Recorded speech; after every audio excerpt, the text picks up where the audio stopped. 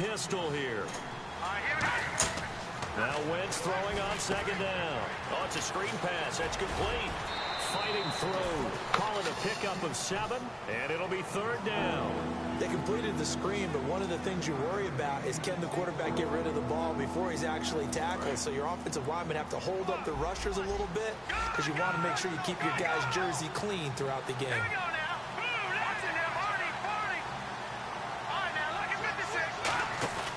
Wentz looking to throw on 3rd and 2. And he hits his man, Matthews. And he's got the first as they'll bring him down at the 28-yard line. And in a 2-score game, obviously, every play, every third down, like we saw there, magnified, big pickup. It was a huge pickup.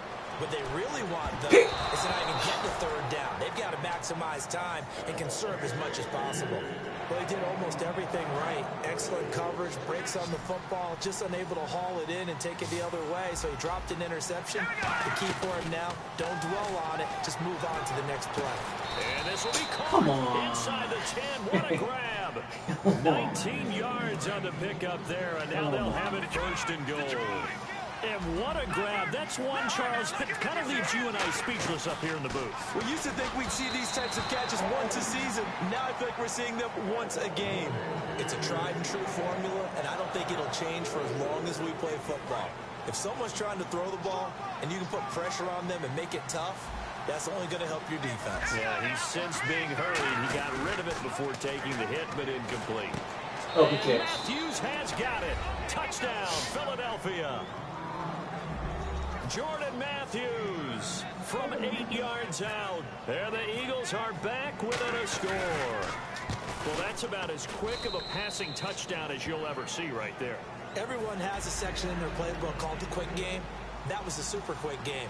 Out of the hands of the thrower, bam, right to the receiver, successfully for a touchdown. How in-depth is that quick game part of the playbook? It's pretty in-depth because people want the ball in the hands of the quarterback into the playmaker's hands downfield as fast as possible. There are a lot of plays, a lot of options involved with that. And now the Broncos offense, they get set to head back onto the field. And last time out, went for it on 4th down, turned it over, gave them great field position, turned into 6 points, so they've got to recover here, Charles. It's amazing what one decision can do in the chain of events, right? The decision to go for it on 4th down. Caused all of that. It caused every bit of it, but it showed confidence. Hey, he's got it. Complete. That one goes for 38 yards.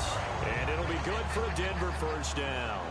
A great job pulling that one in from a guy, as we know, who can really blaze. He's got a lot of speed. And that speed can work for him so many different ways. Sometimes he just takes off and goes and just runs past people. Sometimes you get people to back off so far that you can catch everything underneath. But still, at some point in the game, you probably have to make some contested catches, right? Sometimes you have to go up and beat a defender for the football. He has that in his arsenal as well. Throw it away! How you throw the fucking ball away?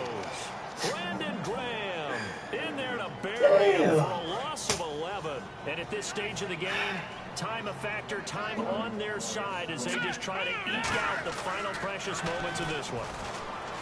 Simeon looking for... And that is caught. Touchdown, Denver. Emmanuel Sanders, 34 yards. And the Broncos will add on to their lead. And Charles, the defender, was there. He just didn't get it. Sometimes these plays turn into basketball in a sense. With two guys going up for the football, which guy's going to box the other away from it and grab it? Yeah, I know you hear it a lot, but it's just the will to get it, right? Oh, without a doubt. The will as well as a really nice touch on the ball that was thrown. And some talent, too. After the touchdown, here's McManus now to kick it away. This is fielded a couple yards deep. Oh, nice move. Oh. And the decision to bring it out is going to cost him about 7 yards all told as he's taken down back shy of the 20. And now the Eagles offense back out onto the field. And they're hoping to capture some of that magic they had last time out when they were able to put together a scoring drive. But they're still down here, Charles. Not the major concern, though, because of what you talked about. They scored the last time out. They feel good about themselves. They felt their game plan is now in effect. They know how to attack. Now the pressure comes and he goes down. Just inside the 10, back at the 9. A rookie QB struggling, gets thrown down to the ground there. But, you know, maybe this game, it's not over yet, but maybe this game can be a learning experience for him. So many different things that he has to pick up on. when to go ahead and flush from the pocket and run, when to get rid of the football and not take the sack, when to just go ahead and go down early and make sure you don't fumble the football. So many things that he has to learn. This game starts the process.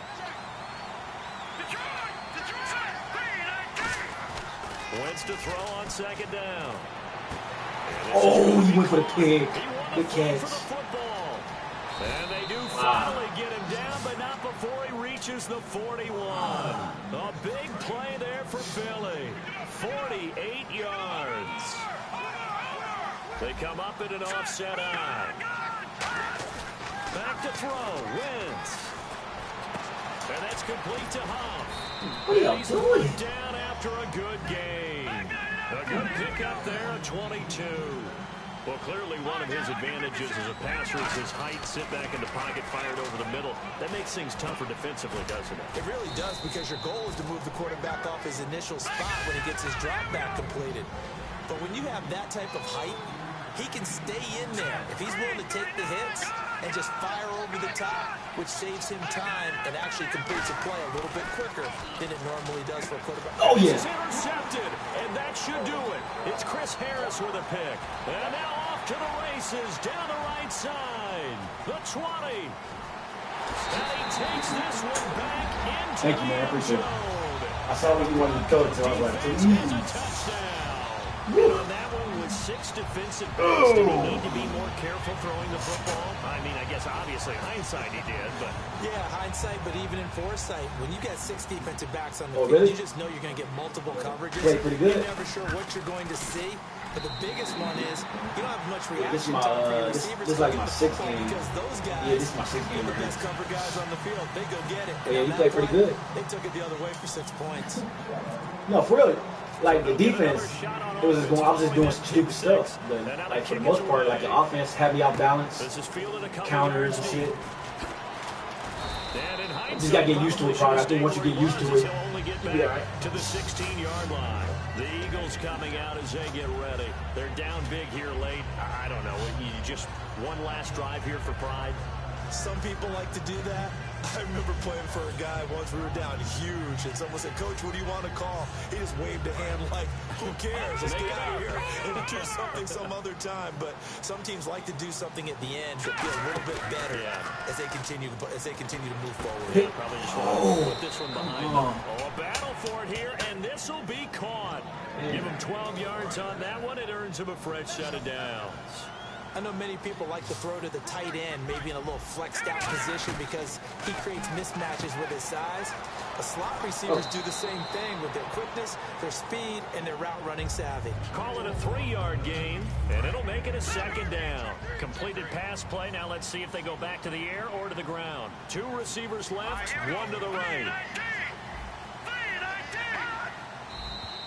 Now flags come in here. Looked like one of the Eagles might have moved.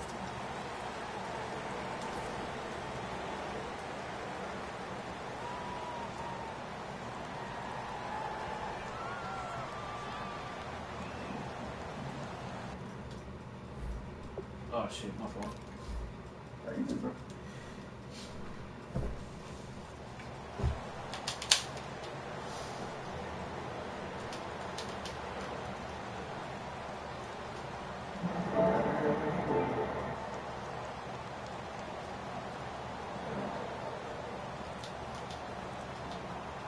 And the offense moving in the wrong direction here now as they face a 2nd and 12.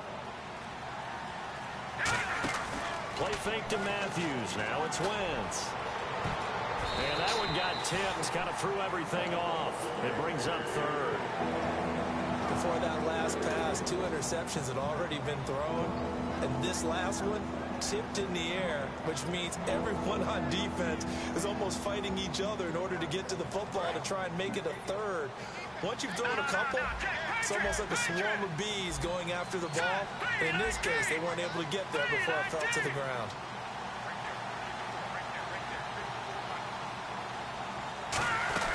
They'll run it now out of the gun. And yardage here back at the 23-yard line. Losing. He's trying to strip that ball, boy. He was hitting. And now it's 4th down. When you put together a formula for winning defense, it's exactly what we're seeing. Now whistles come in. We're going to get a timeout here by the offense. That'll leave them with just one remaining in this fourth quarter of play.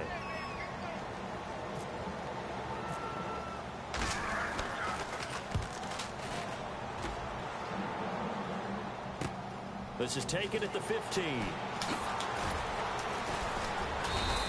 They'll call that a punt of 59 yards. Tough to do better than that. And possession will change here with very little time remaining in this contest. And Denver getting set to take the field. Only one timeout defensively, so this should just be a simple kneel down. I agree totally. I looked at my time management chart. It says take a knee, victory formation. They just have one timeout left, and that should be all. C.J. Anderson past the 20. Good game, y'all. That's good. No, that was a good game right there. That's the biggest. All right, bro. And, you know, winning is good for all the obvious reasons, but if for nothing else, it makes tomorrow's film session a little more palatable, doesn't it? Oh, indeed it does. Sometimes it helps you in the grading because the coaches will look at it, and if it's a borderline play for you, if you won the game, you might get a plus in your column instead of a minus.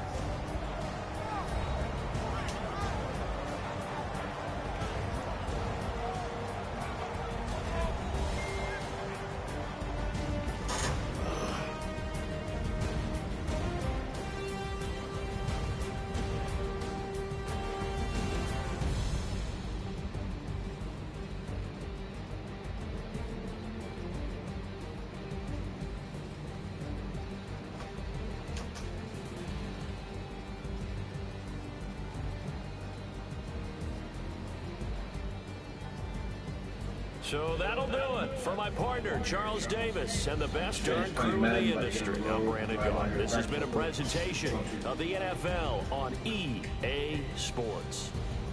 The Broncos are winners as we say so long from Denver.